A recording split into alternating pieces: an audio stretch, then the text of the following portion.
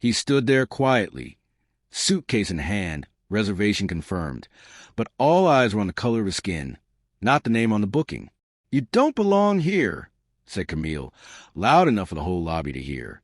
The manager stepped forward, ready to escort him out. And then the doors opened. "That's my son," the woman said. "And this resort, it has our name on the deed." The silence cracked harder than marble. Marcus Williams had been to resorts before, private villas, penthouses, yachts. But none of that mattered when people only saw what they wanted to see.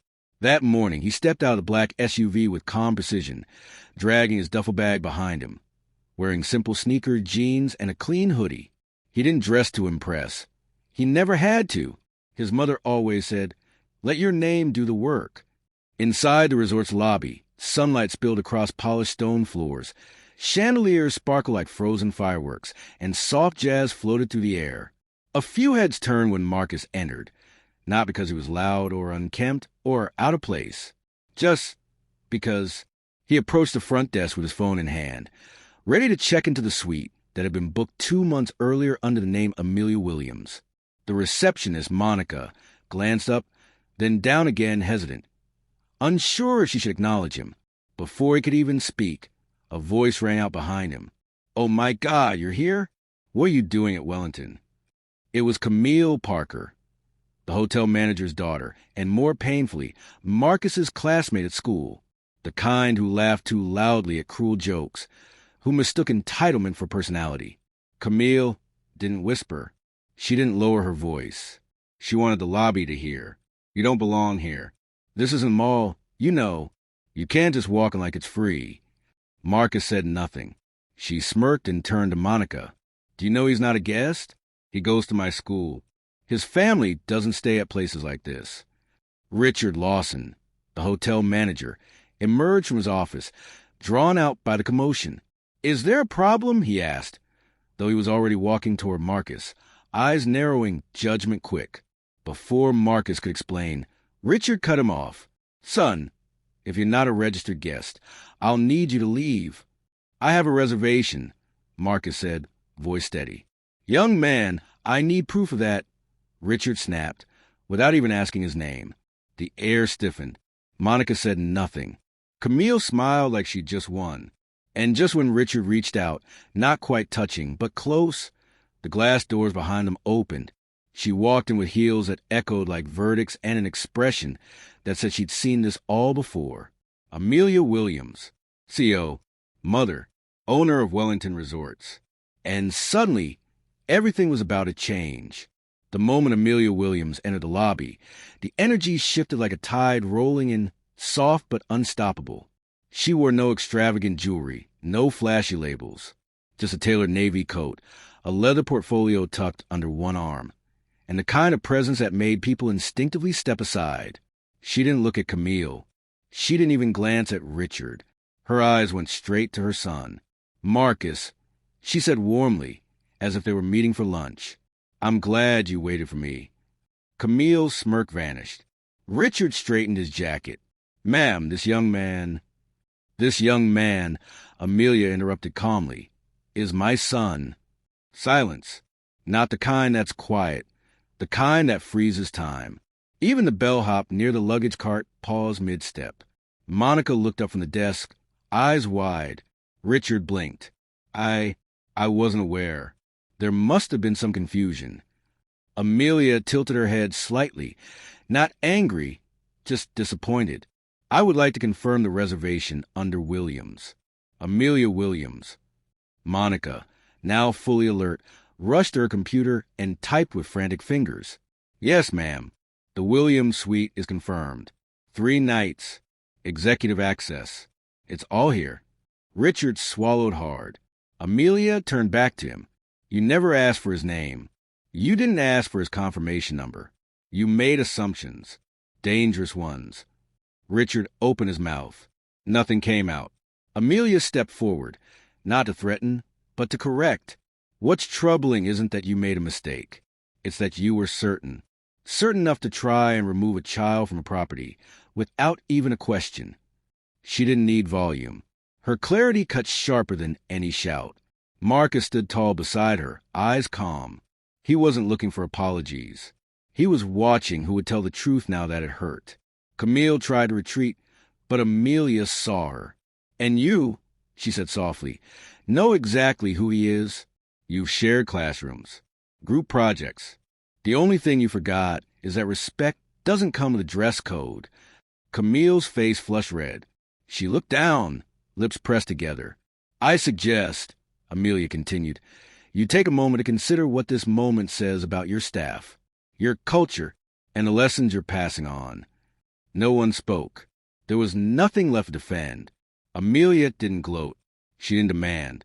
She simply looked at her son and said, "Shall we check in?" Marcus nodded, and together they walked past the front desk, not as victims, not even as victors, but as people reclaiming the space they never should have been denied. They walked toward the elevator, Marcus and his mother, calm and composed, like nothing had been disrupted. But the lobby remained still, charged with unspoken thoughts. People had seen, people had heard, and now people were beginning to question. At the front desk, Monica stared at her screen, cheeks pale, fingers trembling as they hovered above the keyboard. She wasn't the villain of this story, but she had watched it happen. That truth clung to her like a second skin. Camille rushed behind the desk to whisper something to her father, but the urgency in her voice only made things worse. Richard Lawson was trying to calculate, trying to fix, but some mistakes can't be managed.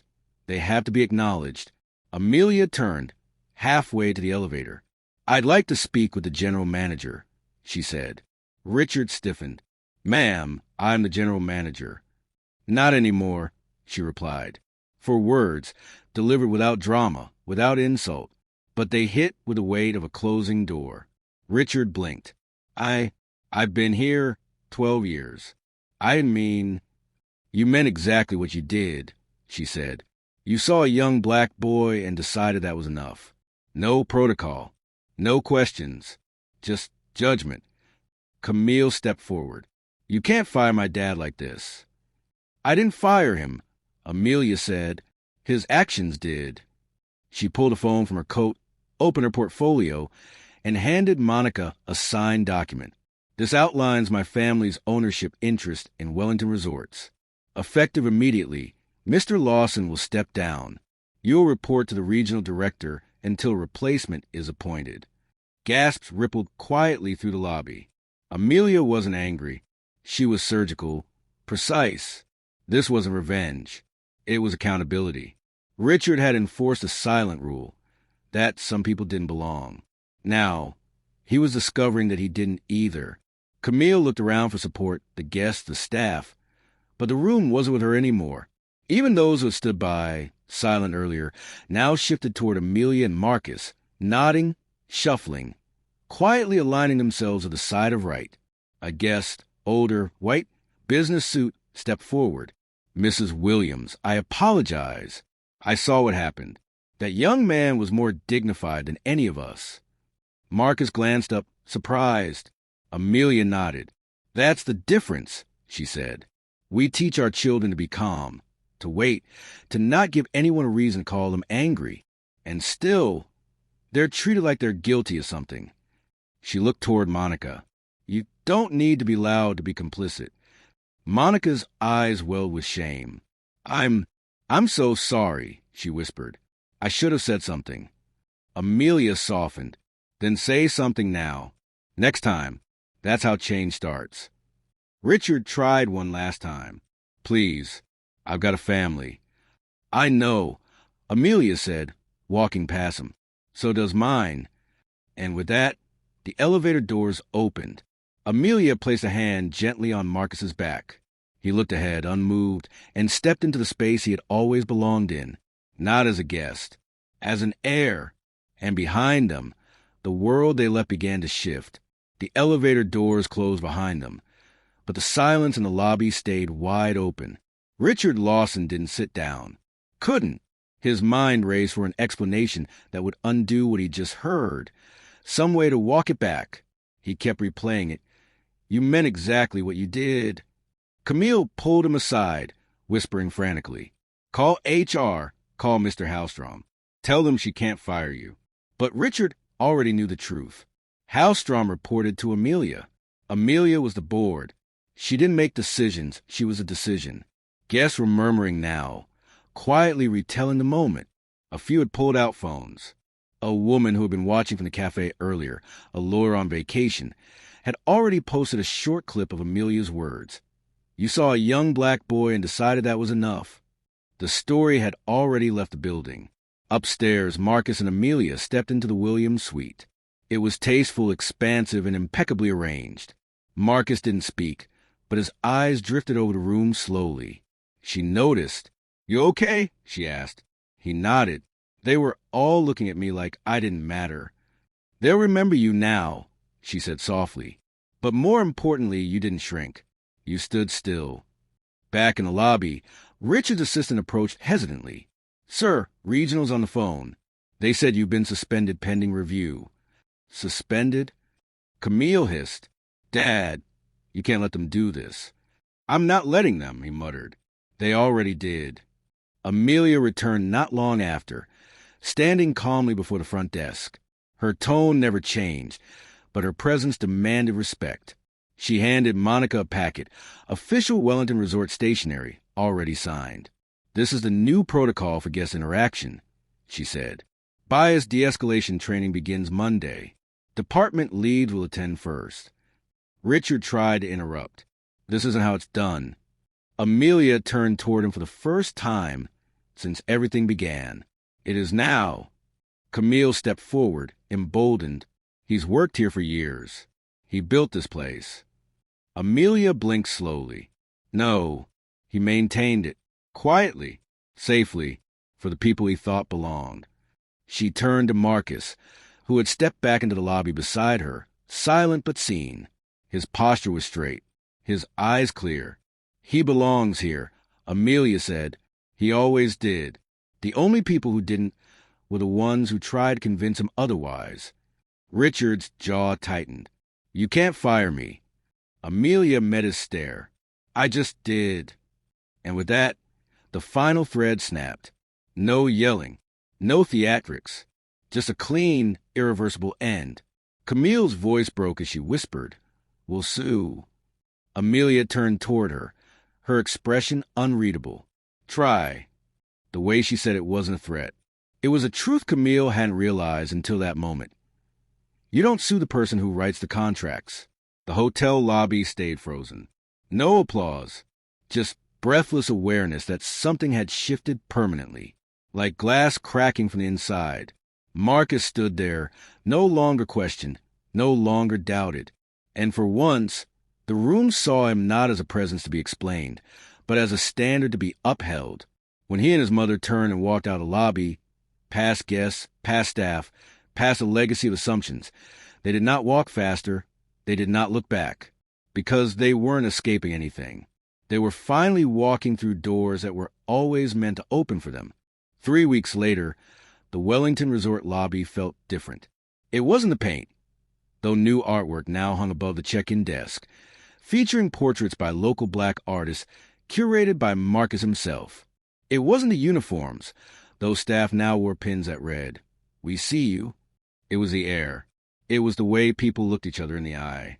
The way the silence had shifted from watchful dismissal to quiet awareness. Richard Lawson's nameplate had been removed the next morning after his termination. There was no announcement, no press release, just the absence of a voice that had long whispered who was welcome and who wasn't. Camille Parker stopped showing up at school soon after. Some said her family left town entirely. Others said she transferred. But those who remained remembered her most for the way she had once smirked, and then suddenly stopped. Marcus never brought it up. Not at school, not on social media, not even with his mother. He had nothing to prove. What needed to be said had already echoed. At Wellington, Amelia instituted a guest equity program. It wasn't flashy. It didn't make headlines. It was paperwork, training, real-time accountability. It was hard, and it was daily. Every department now had a diversity accountability partner, someone who observed hiring decisions, complaint patterns, and guest feedback. Every employee, from bellhop to board member, was required to complete equity and empathy training quarterly. Staff that dismissed the need were asked to step aside. Most didn't argue, because what happened that day in the lobby had left its imprint, not in fear but in clarity. Some guests canceled their reservations when the changes were announced. Too political, one reviewer said. But Amelia didn't waver. She never addressed the pushback directly. She let the resort's reputation speak for itself. 6 months later, Wellington's guest satisfaction scores were the highest in the region. Staff turnover was down 43%. And for the first time, local black and brown families were booking stays not as a novelty, but because they knew they would be treated with dignity. Marcus never took credit. He returned to school like normal, sat in the same seat in AP history, ate his lunch on the third-floor stairs. But something in the way his classmates looked at him had shifted. There was space now, not just out of guilt, but respect. He wasn't the rich kid. He was the one who had stood calmly when every reason to walk away had been handed to him. One day, a younger student stopped him in the hallway. Shy, nervous. "Are you the kid from the resort?" Marcus paused, then smiled just slightly. "Yeah. Why?" The student shrugged. "My cousin told me what happened. Said it was cool you didn't yell or anything." Marcus nodded. "Sometimes you don't need to yell," he said. "Just stand where they told you not to and wait." That night, he told Amelia about the conversation. She laughed, but there was something in her eyes. Not pride exactly. Something deeper. "You know," she said, pouring him a glass of water, "that resort was the first thing I ever built from scratch. Every stone, every contract, every hire. I made sure it ran smooth, looked clean, made money. But that day in the lobby..." She paused. "That's the day it finally meant something." Marcus looked up. "I didn't want anyone ruined," he said quietly. "I just want to be seen." Amelia nodded. Her eyes didn't tear, but they softened. "And now they see you. More importantly, now you see yourself." Outside, the sun was setting over the lake that wrapped around the resort. A family laughed on the patio. A boy and his little sister raced across the lawn. No one was being asked to prove they belonged. They just did. And that was the difference. Not because someone shouted, but because someone stood. Sometimes the loudest statement isn't made with a raised voice, but with a quiet presence. Marcus didn't yell. He didn't beg for dignity. He didn't storm out or fight back. He simply stood where he belonged and waited for the truth to catch up. And when it didn't come with fireworks or fury. It came through his mother, Amelia, who didn't need to raise her voice either. Her strength was in the silence she filled, a silence that had been used for far too long to ignore people like her son. What makes this story powerful isn't revenge. It isn't even the downfall of those who did wrong. It's that change happened, not in rage, but in clarity, not in shame, but in resolve. It's a reminder that justice doesn't always scream. Sometimes it stands in a lobby, still, grounded, unshaken. So if you've ever felt out of place in a room you knew you earned your way into, if you've ever been treated like less because of how you look, speak, or where you come from, this story is for you, not because everything is fixed, but because one day someone like Marcus might look at you and realize they don't have to shout either. They just have to stand tall and let the truth do the talking. Speech Balloon, let us know in the comments where you're watching from, and if this story moved you, share it with someone who needs to be reminded. You belong here.